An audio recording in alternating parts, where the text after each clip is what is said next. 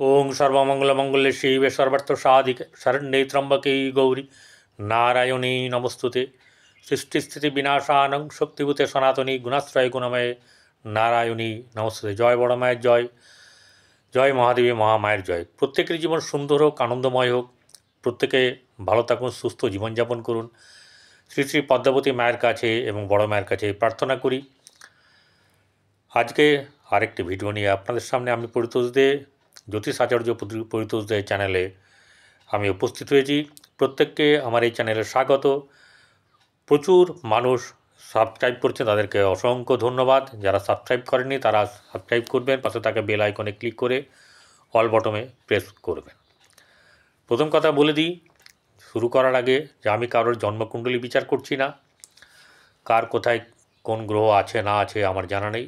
আমি যেটা করব, যেটা বলবো সেটা হচ্ছে বর্তমান সময়ে গোচরে কোন গ্রহের কম্বিনেশন, অর্থাৎ যে 4টি গ্রহ, চতুর্গ্রহ বসে আছে একটি রাশিতে, সেই রাশিটা আপনার জন্যে কতটা খতরনাক বা কতটা শুভ বা শুভাশুভ ফল, সেইটাই কিন্তু বিচার করা হবে।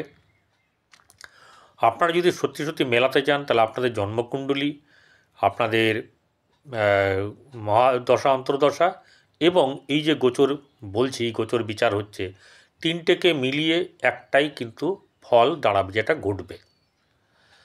যদি আপনারা নিজেরা না পারেন তাহলে আপনারা আপনাদের পরিচিত কোনো জ্যোতিষী আছে অনেক, আপনাদের চেনাশোনা এবং পছন্দের জ্যোতিষীকে দিয়ে আপনারা দেখিয়ে বিচার করিয়ে নেবেন।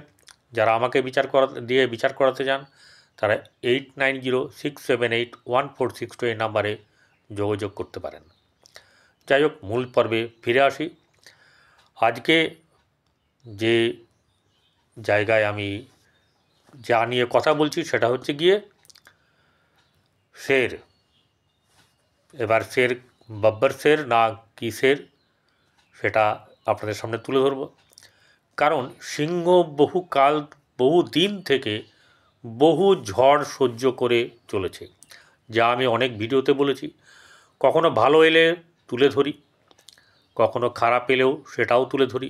চুলচেরা বিচার করার চেষ্টা আমি করি এবং প্রত্যেকটি তথ্য আপনাদেরকে জ্যোতিষ মতে দেওয়ার চেষ্টা করি। একটাই অনুরোধ, যারা পুরো ভিডিও দেখবেন না তারা কোনো কমেন্ট করবেন না, আমাকে ভালো বলারও দরকার নেই, ঠিক আছে? আপনারা ভিডিওটা ভালো করে দেখুন, উপভোগ করুন, শিখুন, এটাই আমার মূল উদ্দেশ্য। আমার কাছে এসে ওই আংটি পাথর কবচ নিতে হবে এমন ব্যাপারটা নাই, আপনি নিজে শিখুন। অথবা যারা শিখতে চান তারা আমার সঙ্গে যোগাযোগ করতে পারেন ওই আগের নাম্বারে 8906781462 এই নাম্বারে। হস্তরেখা জ্যোতিষী মানে আপনার এই বৈদিক জ্যোতিষ, তারপর হচ্ছে সংখ্যাতত্ত্ব, বাস্তু, এগুলো শিখতে পারেন। যাই হোক, মূল তত্ত্ব হচ্ছে গিয়ে সিংহ রাশির পক্ষে এই 14 তারিখ কেন, তার 14 তারিখ হচ্ছে গিয়ে দেখুন, তিনটে বর্তমানে গ্রহ বসে আছে একই জায়গায়। তিনটে গ্রহ একই জায়গায় বসে থাকে অনেক সময় হয়, কিন্তু 4টে গ্রহ হবে, তারপরে 5টা হবে এবং 6টাও হবে ওই একই ঘরে। তাহলে একটা প্রভাব পুরো রাশিতে ওপরে পড়বে। তো সিংহ রাশির ওপরে কী প্রভাব পড়বে? সিংহ রাশির ক্ষেত্রে বর্তমানে সেই ঘরটি হচ্ছে অষ্টম ঘর, যার নাম হচ্ছে মীন রাশি। সপ্তমে রবি এবং শনি বসে আছে এবং অষ্টমে বসে আছে রাহু, শুক্র এবং বুধ। বুধ এখানে নিচস্থ, শুক্র এখানে উচ্চস্থ। তো বুধের সঙ্গে শুক্রের সম্পর্ক খুবই মধুর, অন্তরাত্মা বলা চলে হরিহর আত্মা। তাই এখানে শুক্রের তুঙ্গ অবস্থা, মানে তুঙ্গ থাকার কারণের জন্যে বুধ কী করবে, বুধ এখানে থাকায় বুধের নিচ ভঙ্গ রাজযোগ সূচিত হবে। সেটা আপনার পক্ষে ভালো না খারাপ বিচারে অবশ্যই করে আসবো ভেঙে ভেঙে। এবারে সিংহ রাশির অধিপতি গ্রহ রবি, সে বসে আছে সপ্তমে শনির সঙ্গে বর্তমানে 14 তারিখ। ভালো করে মনে রাখবেন ডেটটা, 14 তারিখ রাত্রিবেলায় 6:51 গতে সে তার সন্তান এই কুম্ভ রাশি ছেড়ে ত্যাগ করে চলে যাবে মীন রাশিতে।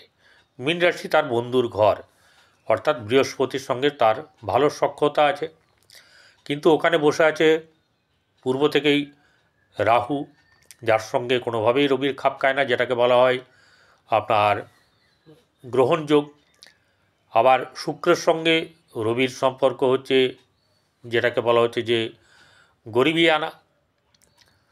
শুক্রর সঙ্গে বুধের হচ্ছে গিয়ে লক্ষ্মীনারায়ণ যোগ, এরকম ধরনের হয়। এখানে রবি বুধ বোধাদিত্য যোগ হয় না, ঠিক আছে।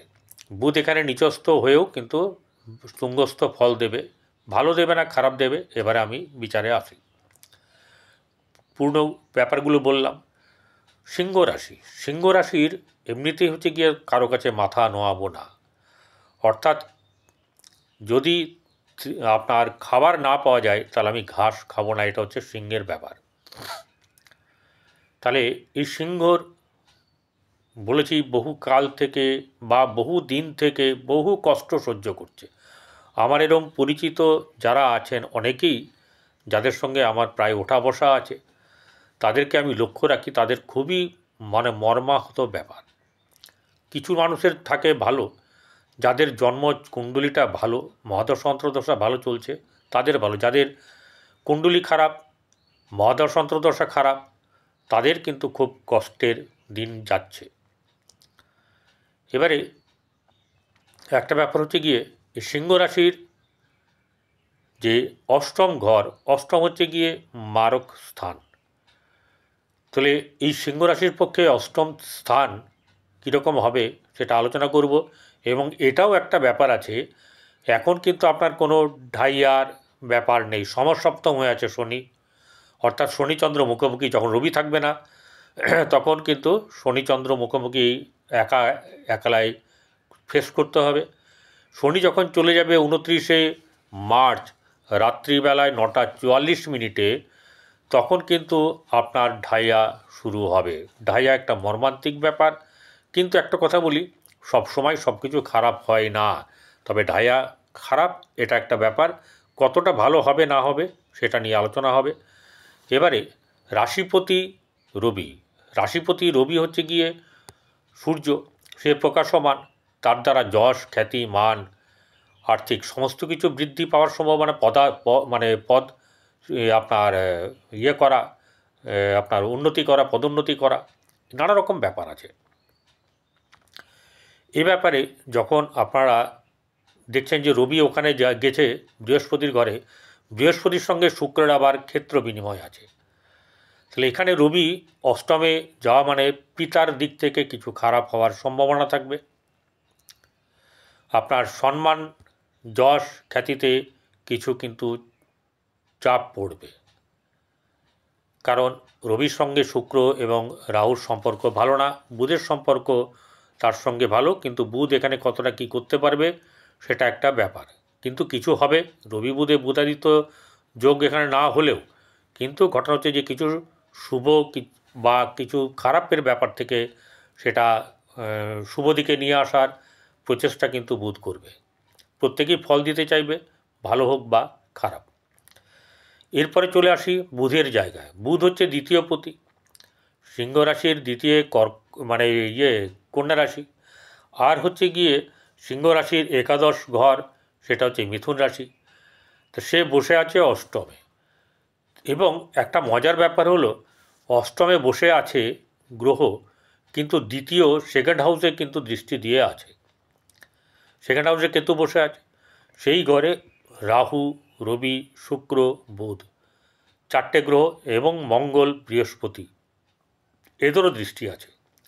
তো এতগুলো গ্রহের দৃষ্টির কারণের জন্যে যেটা হবে সেটা হচ্ছে গিয়ে কিছু তো গণ্ডগোল হবে, কিছু কিন্তু ভালোও হবে। মঙ্গলের সঙ্গে বুধের সম্পর্ক ভালো না, তাই মঙ্গলের এখানে দৃষ্টি শুভ নয়, কিন্তু রাহুর, শুক্র, বুধ, রবি এদের সঙ্গে সম্পর্ক ভালো, এবং বৃহস্পতির দৃষ্টি হচ্ছে অমৃতসম, এই জায়গাটা তাহলে ভালো করে সে নজর দেবে। তাহলে কি হচ্ছে, এখানে কিন্তু সেকেন্ড হাউসটা তার জন্যে খুব ভালো হবে।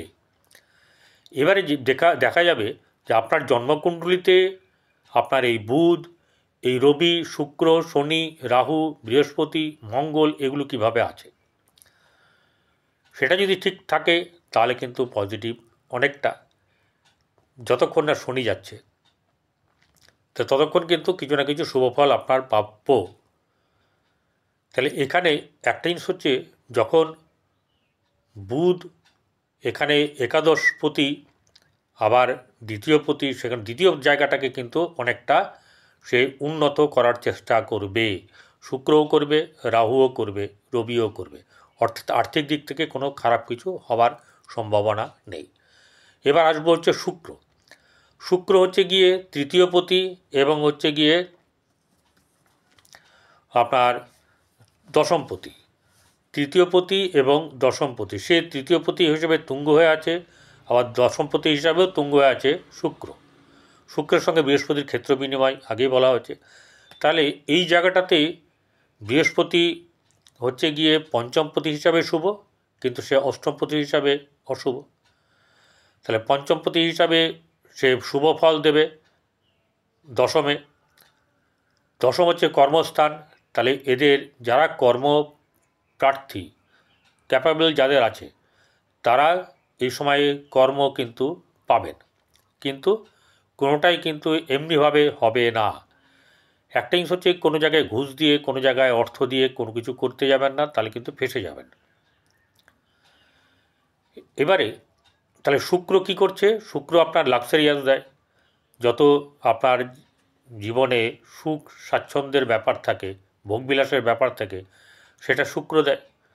তাহলে অতিরিক্ত ভোগবিলাসের জায়গাটা কিন্তু আপনার ভালো হবে না, কারণ সেকেন্ড হাউসে দেখছে। সেকেন্ড হাউসকে দেখা মানে হচ্ছে যে আপনাকে খরচের ব্যাপার যেমনি দেখতে হবে, তেমনি খাদ্য ব্যাপারেও কিন্তু আপনাকে ঠিকভাবে নিজেকে খাদ্য খেতে হবে, নাহলে কিন্তু গণ্ডগোল হবে,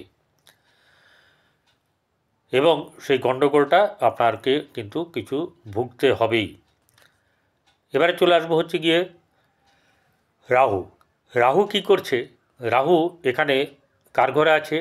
বৃহস্পতির ঘরে। তাহলে প্রথমে বৃহস্পতিকে রিপ্রেজেন্ট করবে, তারপরে যে গ্রহ আছে সেখানে, এবং নিজের। তাহলে এখানে দেখা যাচ্ছে যে